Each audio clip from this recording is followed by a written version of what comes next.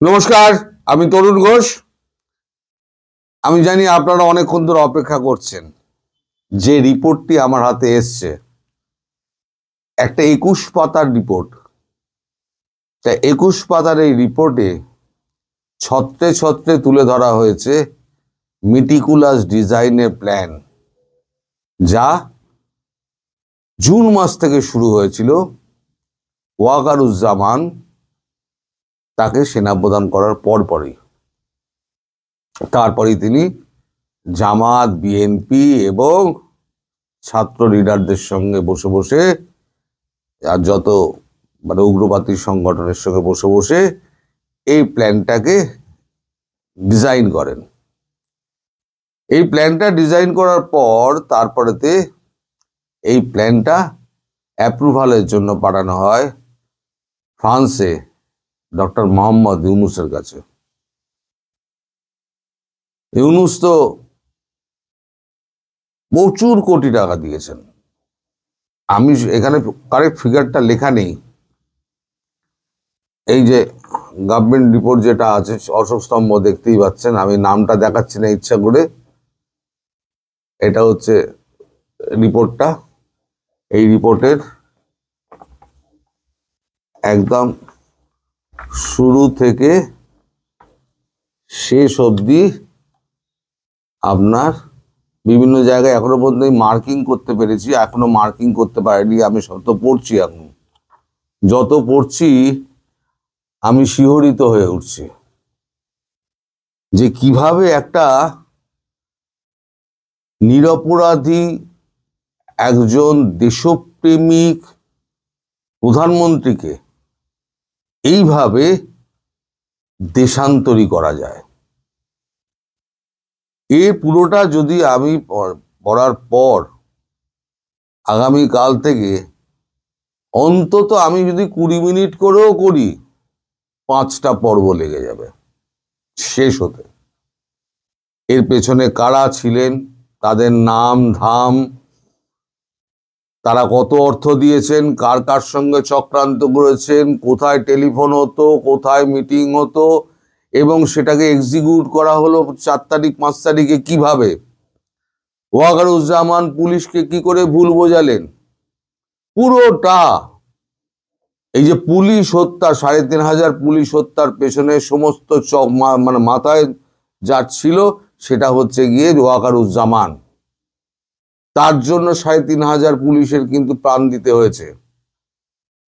আজ সবার প্রথমে যদি ফাঁসি দেওয়া শুরু হয়, তাহলে ওয়াকারুজ্জামানকে দিয়ে ফাঁসি দেওয়া শুরু হওয়া উচিত।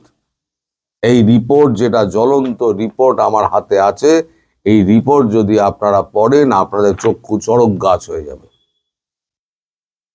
আমি দুটো জায়গায় একটুখানি মার্ক করে রেখে দিয়েছি। অল্টারেশন অফ ক্যাপিটাল, কোথা থেকে ক্যাপিটাল এসছিল, অল্টারেশন অফ ক্যাপিটাল।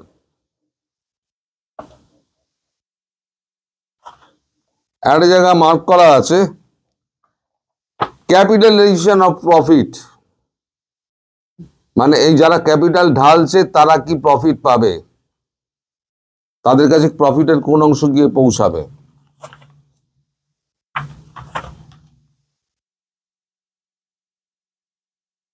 আর একটা অংশে লেখা রয়েছে, সেটা হচ্ছে প্রক্সি।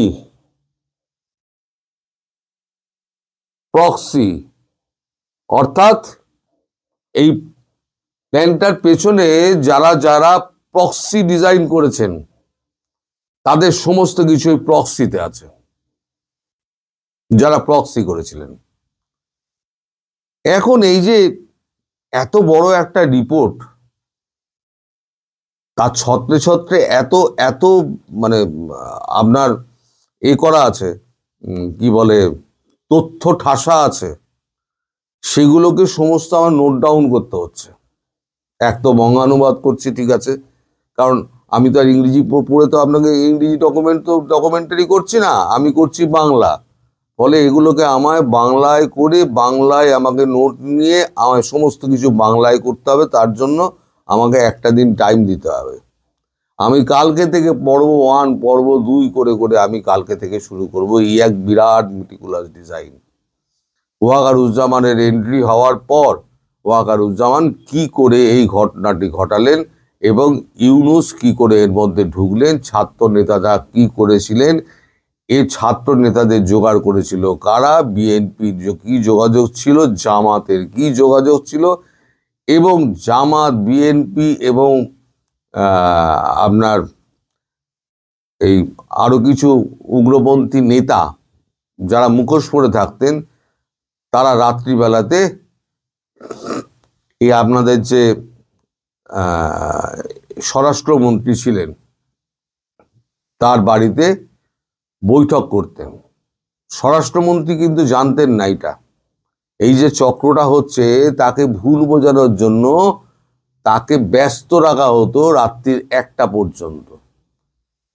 1টা পর্যন্ত ব্যস্ত রেখে একটা ডিসিশন নেওয়া হতো, কালকে আমরা এই জিনিসটা করব। তখন কিন্তু জিনিসটা পাকাচ্ছে সেই সময়তে, এরা ভেতর দিয়ে পাকাচ্ছে পেছন দিক দিয়ে, আর সামনে দিয়ে দেখাচ্ছে আমরা এটা কি করে ম্যানেজ করব।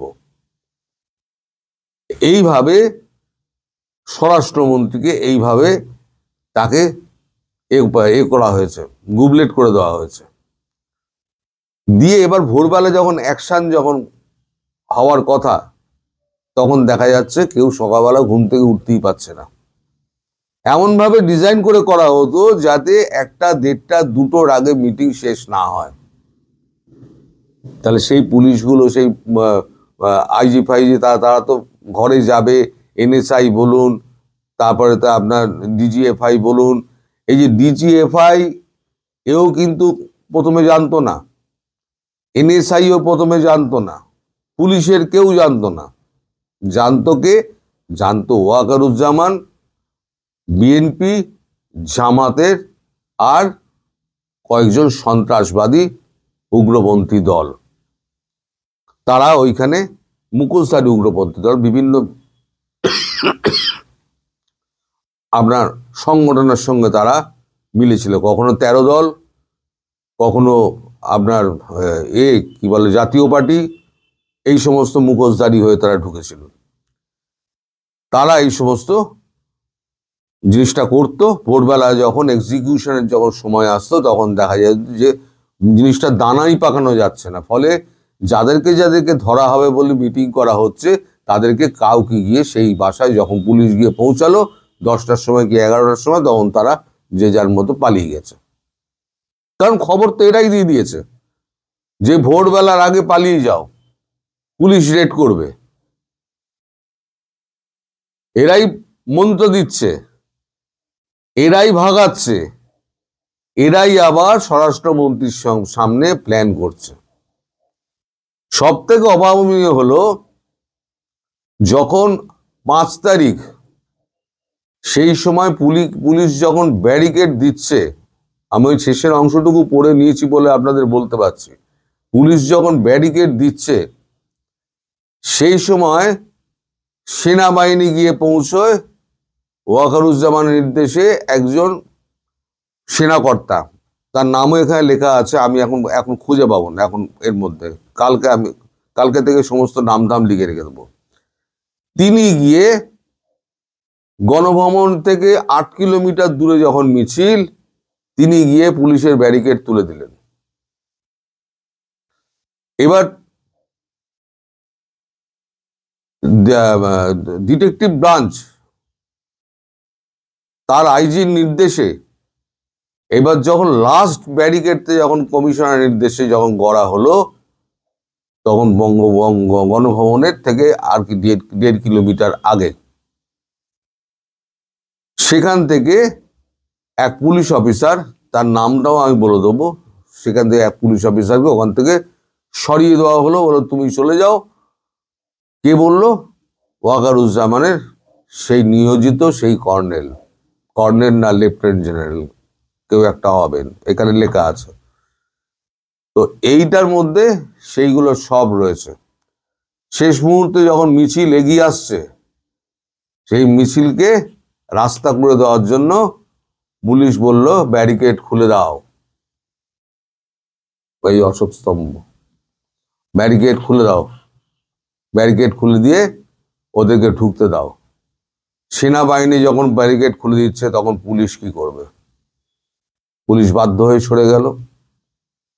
এবং শেখ হাসিনাকে তখন একটা বুদ্ধি দেওয়া হচ্ছে, সেই মুহূর্তে একটা দল বুদ্ধি দিচ্ছে, ওয়াকারুজ্জামান, তার দলবল, এবং সেখানে সেনাবাহিনীর থেকে নিয়োগ করা যে একজন মেজর ছিলেন, পার্সোনাল সিকিউরিটি একজন অফিসার ছিলেন, মেজর, তার নামও আমি বলে দেবো কালকে, সেটাও এখানে আছে। তিনিও শেখ হাসিনাকে ভুল বোঝান যে আপনি যদি এখানে থাকেন তারপরে তাহলে কিন্তু আপনি প্রাণ নাশের চেষ্টা হয়ে যাবে, মিছিল এগিয়ে আসছে। তার আগে পর্যন্ত কিন্তু ওয়াকারুজ্জামান নিশ্চিত করেছেন, আগের রাত্রিরে সকালবেলা নিশ্চিত করেছেন, আপনি নিশ্চিন্তে থাকুন, আমরা দেখে নেব। প্ল্যানটা ছিল শেখ হাসিনাকে একেবারে ওখানে পিটিয়ে হত্যা করা হবে। শেষ মুহূর্তে আমাদের ভারতবর্ষের সেনাপ্রধান অজিত দোভালের নির্দেশে যখন খবর পাঠান যে এখন 1 ঘন্টার মধ্যে যদি ওখান থেকে বার করে আপনারা ভারতবর্ষে পৌঁছে না দেন তাহলে আমার এখান থেকে কমান্ডো বাহিনী যাবে, আমরা 8 ব্যাটালিয়ন কমান্ডো রেডি করে রেখে দিয়েছি, 12টা হেলিকপ্টার রেডি করে রেখে দিয়েছি, তাহলে কিন্তু আপনাদের নাক কাটা যাবে এবং আমরা ঢুকলে কিন্তু আর বেরোবো না। তখন বাধ্য হয়ে ইতিমধ্যে ওয়াকারুজ্জামান পৌঁছে গেছেন, তিনি একবার ফোন মারছেন জয়কে, একবার ফোন মারছেন পুতুলকে, একবার একে বোঝাচ্ছেন, শেখ রেহানাকে বোঝাচ্ছেন, একবার শেখ হাসিনাকে বোঝাচ্ছেন আপনি চলে যান। এইবার খবর, শেখ হাসিনা যখন বাধ্য হয়ে, উনি যেতে চাননি, বলেছেন আমার মৃত্যু হোক, এই মাটিতেই বাবা মারা গেছেন, এই মাটিতেই আমার মৃত্যু হোক, তখন ওরা জোর করে, কারণ যদি শেখ হাসিনার গায়ে হাত পড়ে তাহলে ভারতবর্ষ ছাড়বে না, এই হুমকিটা খাওয়ার পর তখন কিন্তু টননরে ওয়াকারুজ্জামানের যে আমি যদি শেখ হাসিনাকে যদি মানে অক্ষত শরীরে যদি আমি না ফিরিয়ে দিতে পারি ভারতবর্ষে তাহলে পরে আমি প্রাণে বাঁচব না অন্তত। তাই তাকে বাধ্য হয়ে হেলিকপ্টারে করে বিমান করে C-130 করে তাকে আমাদের হিন্ডান এয়ারবেসে পাঠিয়ে দেওয়া হয়, যেখানে অজিত দোভাল তাকে রিসিভ করেন। এই পুরো ডিজাইনটা করা হচ্ছে গিয়ে ওয়াকারুজ্জামানের। পরে এখানে এবার এন্ট্রি নেন এখানে মোহাম্মদ ইউনুস। সে গল্প কালকে থেকে আমি শুরু করব, পর্ব 1, পর্ব 2, পর্ব 3, পর্ব 4 করে। আমি বেশি লম্বা হয়ে গেলে আপনাদের দেখার ধৈর্য থাকবে না, কিন্তু মানে এত মানে তথ্যে ঠাসা একটা প্রতিবেদন আপনি ছেড়ে বেরোতেও পারবেন না। আর আমি মনে করি প্রত্যেকটা বাংলাদেশির এটা জেনে রাখা উচিত যে গদ্দার এই সেনাবাহিনী যারা রয়েছে তাদের প্রতি শুধু ঘৃণা উড়ে দিন, ঘৃণা ঘৃণা আর ঘৃণা। কারণ এরা দেশকে রক্ষা করবে কি, দেশের প্রধানমন্ত্রীকে এরা শত্রুর হাতে বেচে দেয়। টাকা নিয়েছিল ওয়াকারুজ্জামান, কত টাকা ঠিক আমি জানি না, এখানে উল্লেখ নেই, তার টাকা নিয়েছিল, তার জ্বলন্ত প্রমাণ এইখানে রয়েছে। এই যে 22 পাতায় দেখুন, 21 পাতার,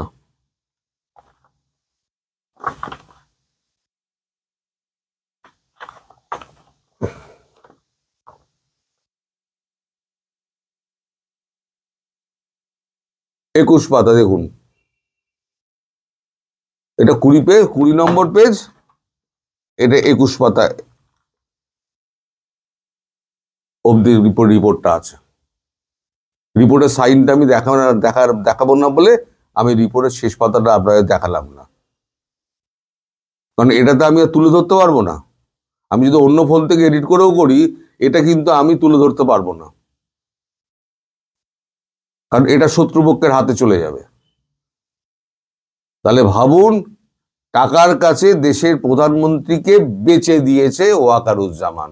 এই ওয়াকারুজ্জামানকে আপনারা ক্ষমা করবেন? অন্তত ভারতবর্ষ তো কোনোদিন ক্ষমা করবেন না, ওই জন্য ভারতবর্ষ বিশ্বাস করে না। আপনাদের প্রধানমন্ত্রী শেখ হাসিনা তিনি বিশ্বাস করেছিলেন, যেদিন বিশ্বাস করেছেন তার 7 দিন বাইরে থেকে তার বিশ্বাসের মর্যাদা ভেঙে তাকে মারার প্ল্যান করেছিল এই ওয়াকারুজ্জামান টাকার জন্য। আমার তো মনে হয় 1000 কোটি টাকা কি 2000 কোটি টাকা খেয়েছে, ভালো মাল খেয়েছে, না হলে পরে এইভাবে কাজটা করে না।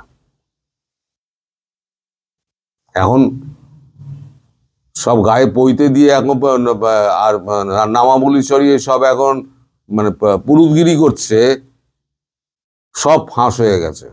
আমি পাবলিকের কাছে, বাংলাদেশের পাবলিকের কাছে আমি ল্যাংটো করে ছেড়ে দেবো এই বিএনপি, জামাত আর ওয়াকারুজ্জামানের মতো এই যত দেশদ্রোহী সেনাবাহিনীর সদস্য রয়েছে প্রত্যেককে নাম ধরে ধরে বলে দেবো, প্রত্যেকের। শুধু মানে ভারতের স্বার্থের কারণে আমি এই ডকুমেন্টটা আমি তুলে ধরতে পারবো না।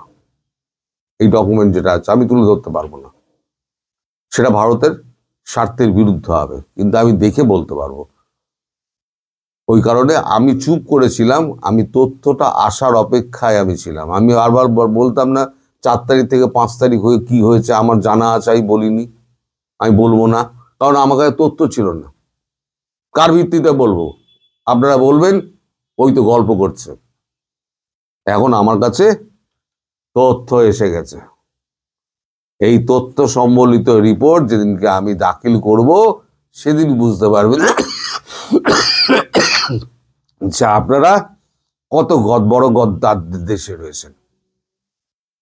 আজকে আর এটা ইয়ে করবো না, আগামীকাল থেকে এই পর্ব শুরু করব 1 2 3 4 করে। আপনারা সবাই অপেক্ষা করুন, সবাই সুস্থ থাকবেন, ভালো থাকবেন আর সাবধানে থাকবেন। নমস্কার।